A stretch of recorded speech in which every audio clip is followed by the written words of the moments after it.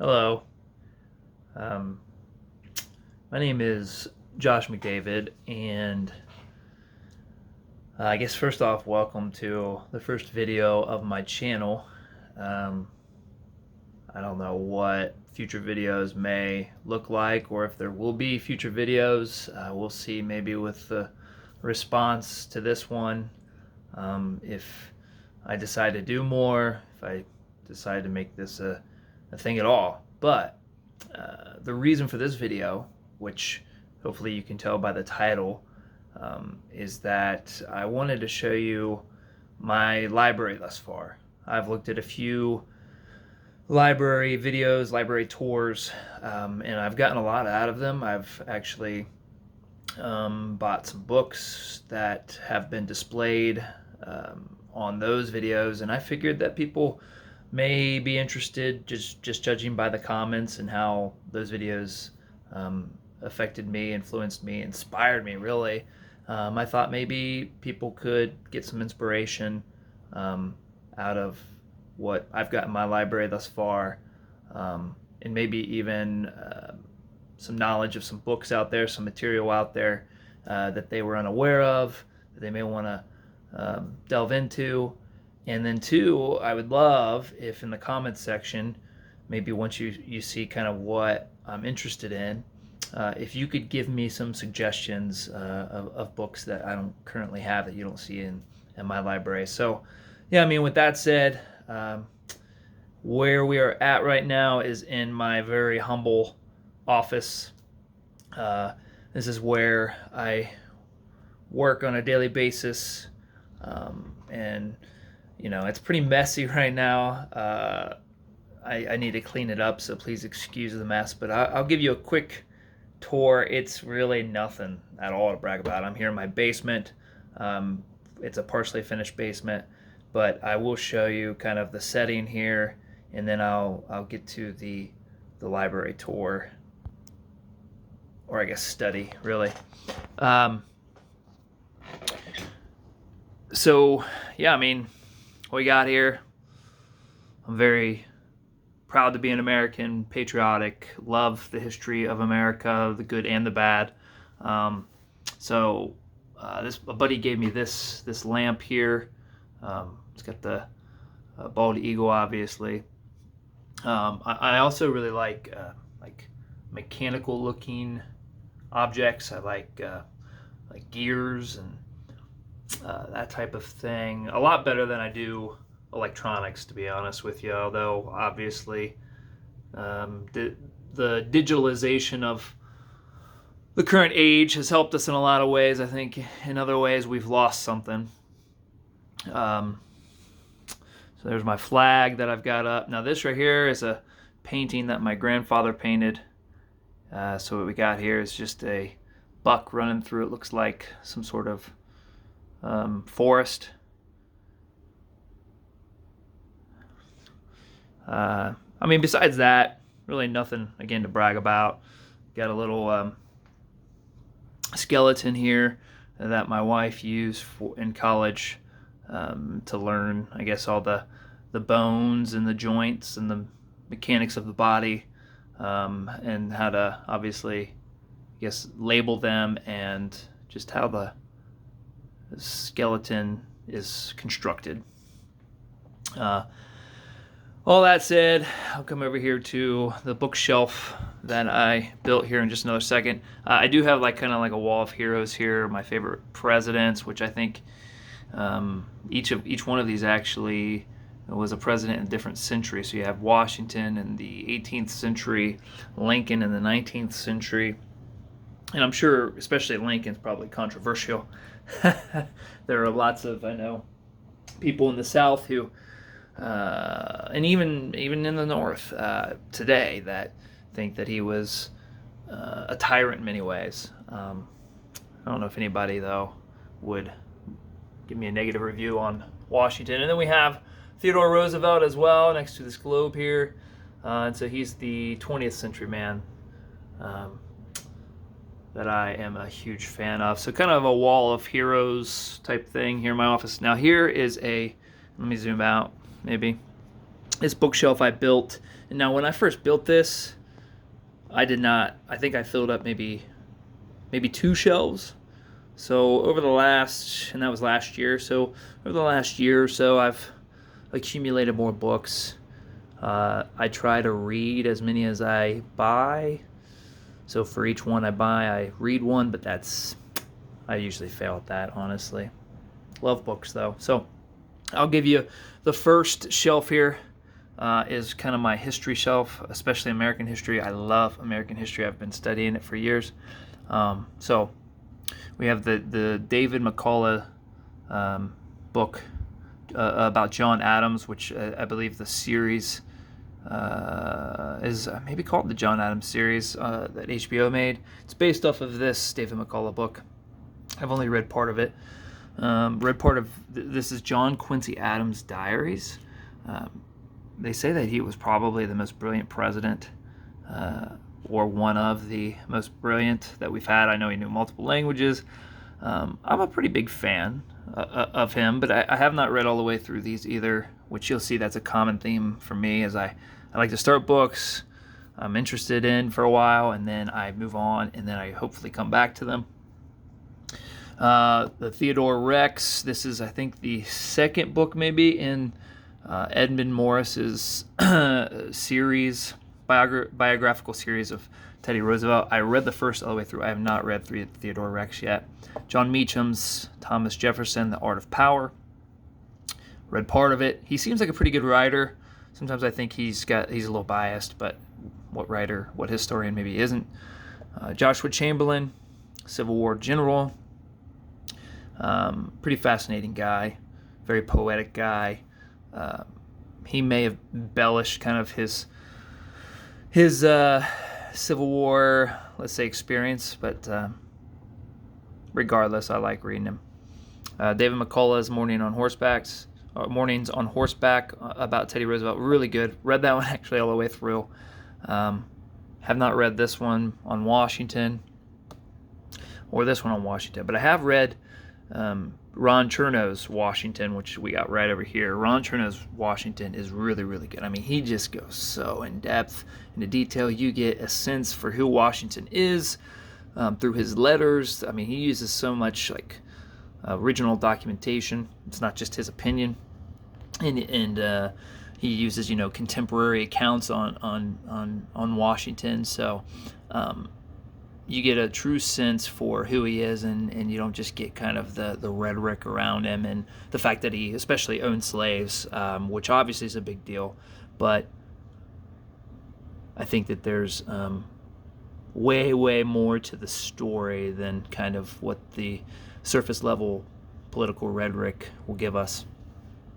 So I'll try not to go through all these because that would take forever. But I highly recommend this book.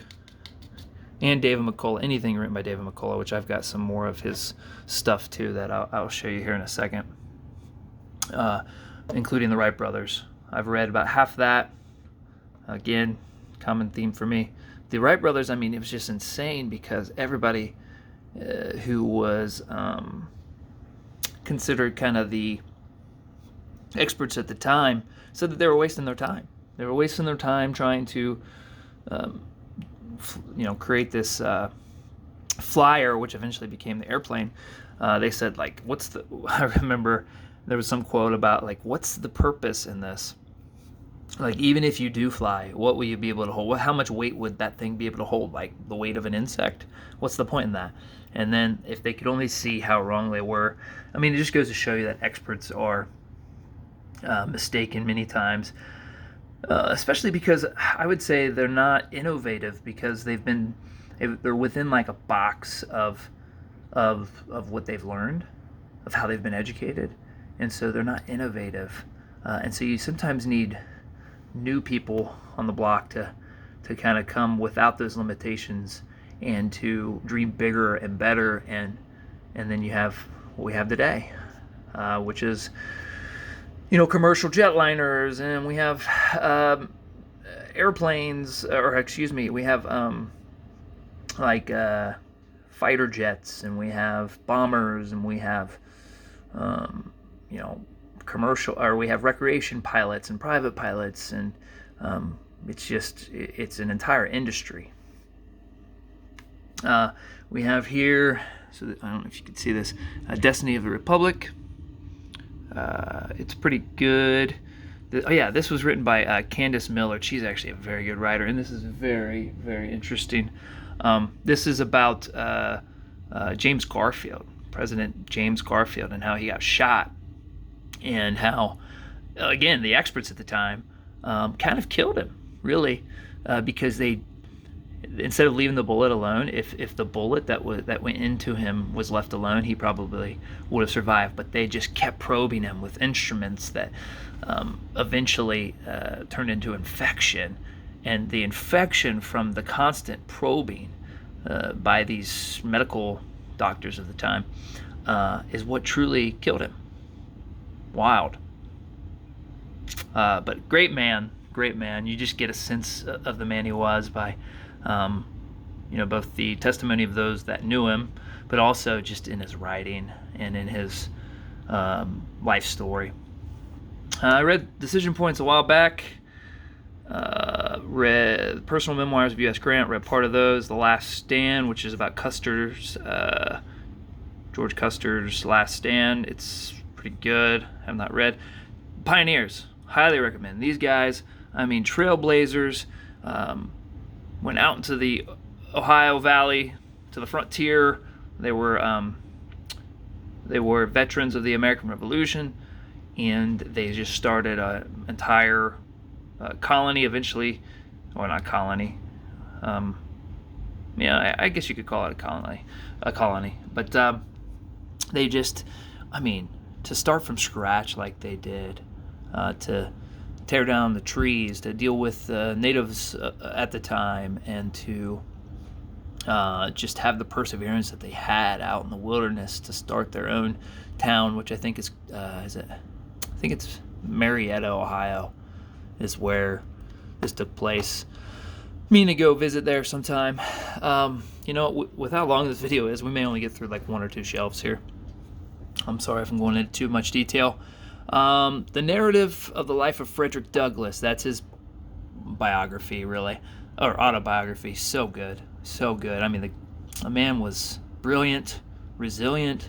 He, former slave, becomes a prolific, let's say, political consultant. I think eventually a politician.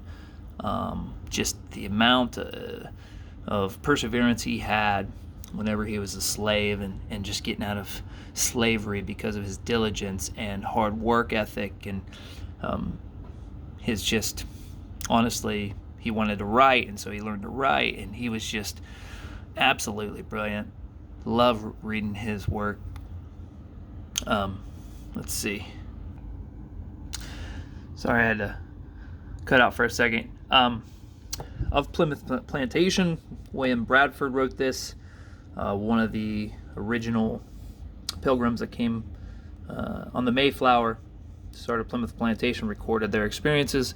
Autobiography of Davy Crockett. I love reading autobiographies. I love reading first-person accounts of people that were there in history.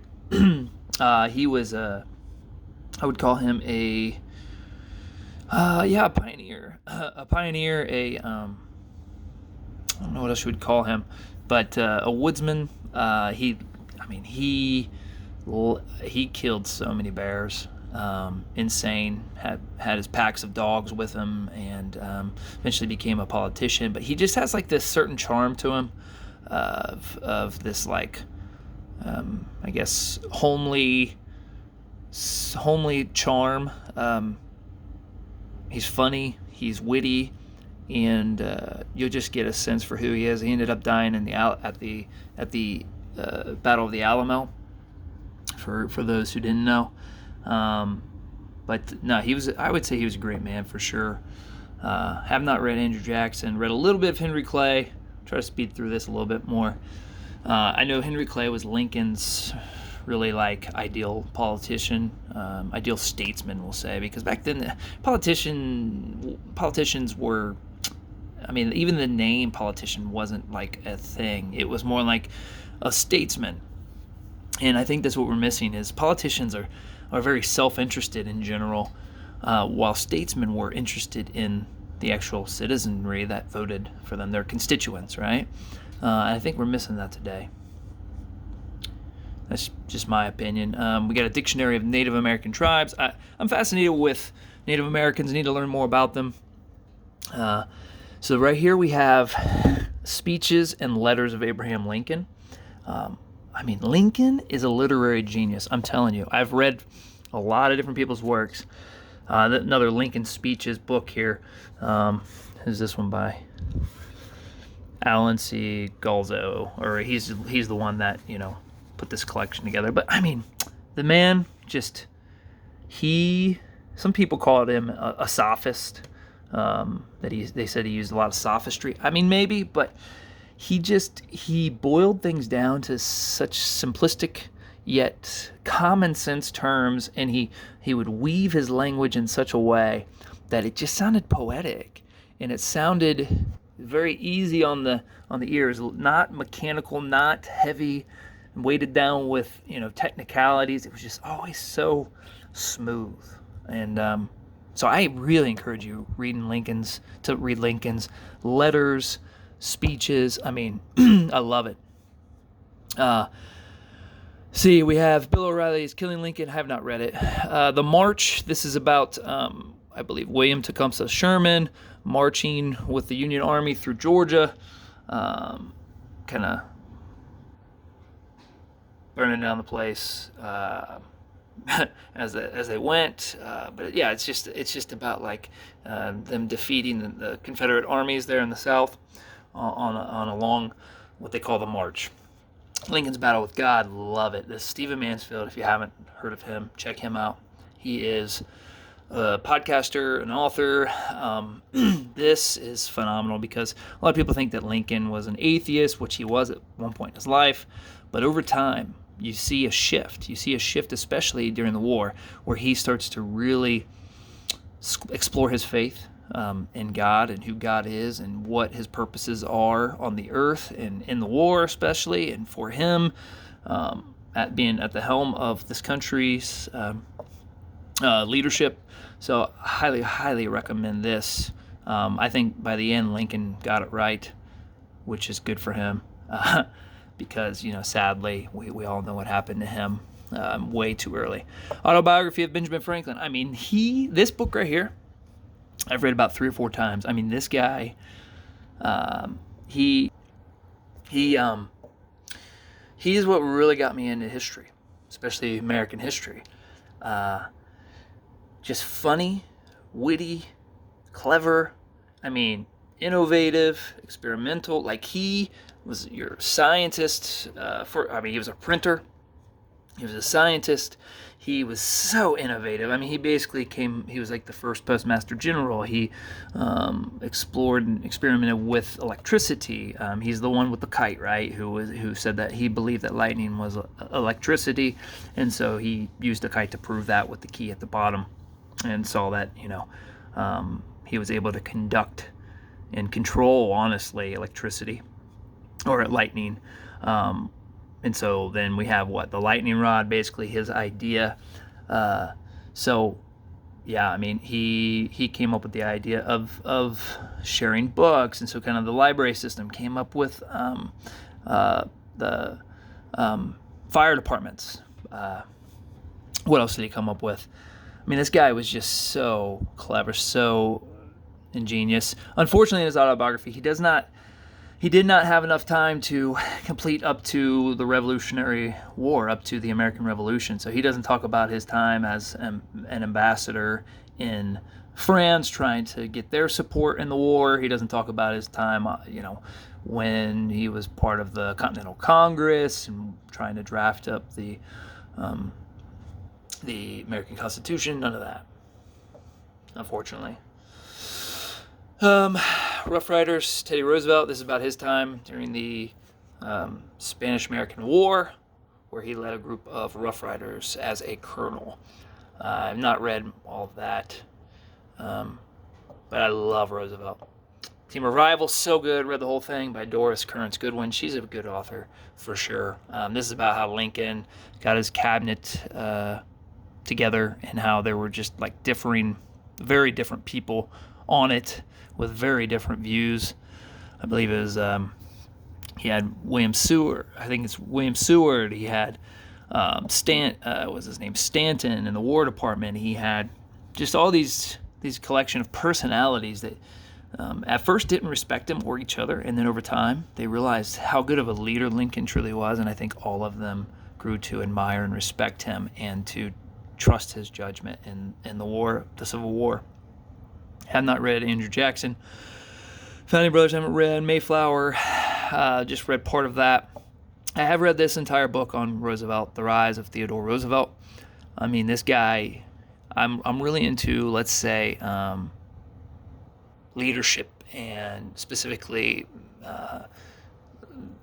masculinity and leadership of masculine men and that type of thing. And Roosevelt is like your prime, like your exemplar of that. I mean, this guy started out with asthma as a kid, could hardly breathe. His dad said, listen, you have a strong mind, but you need the body to go with it. And in order to do that, you're going to have to use that strong mind to train your body. So that was the start of, I would say, his mental toughness especially. And he did eventually, obviously, rise to just epic proportions. And some people would say, I don't know, that he probably made himself more of an influence than he needed to be. He may have even tried to start wars and that type of thing, and maybe people were right. I don't know. But at the end of the day, this guy impacted and imposed his will on the world, and you got to admire him for that. Haven't read that. Killer Angels, classic book. I've read part of that. That's kind of like the fictional narrative almost of the Civil War. I think it's one in a series.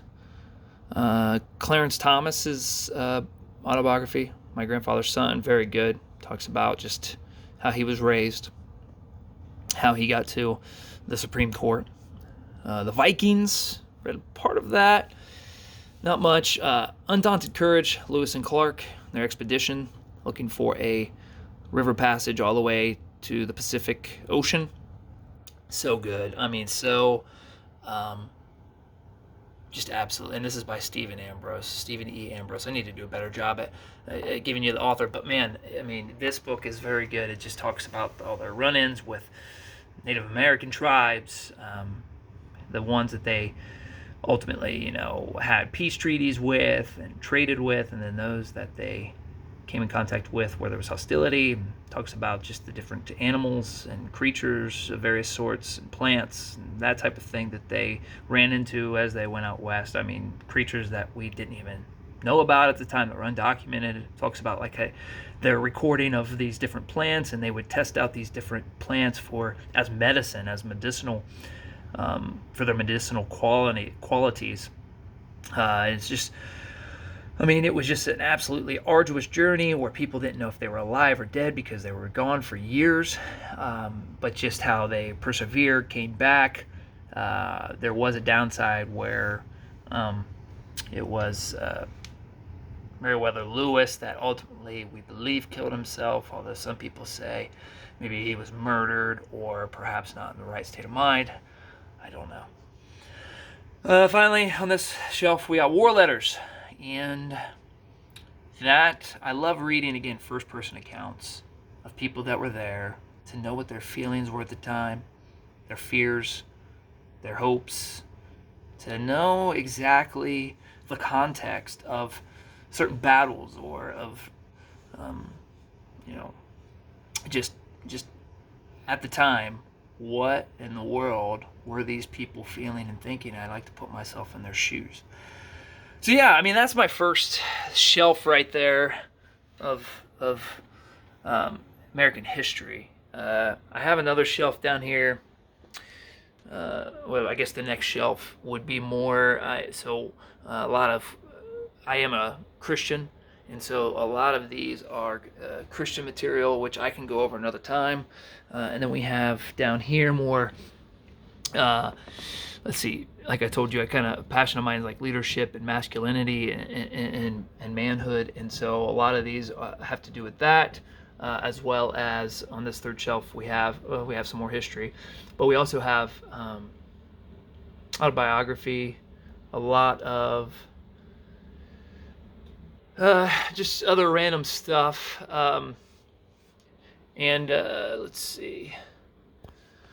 Down here, okay, so this is kind of like our more philosophy, governmental philosophy, or let's say political philosophy. We have the Art of War, right?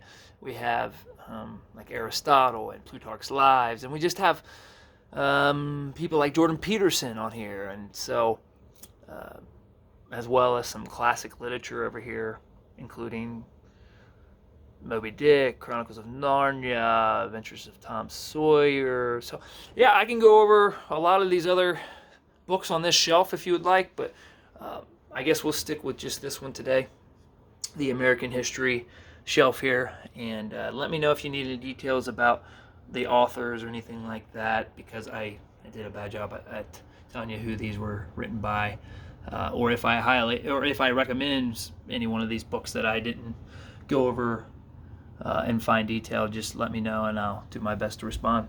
Thanks for listening, and hopefully we'll see you again some other time. Let me know again if you would like me to go over any more of these shelves. Appreciate you watching. Bye.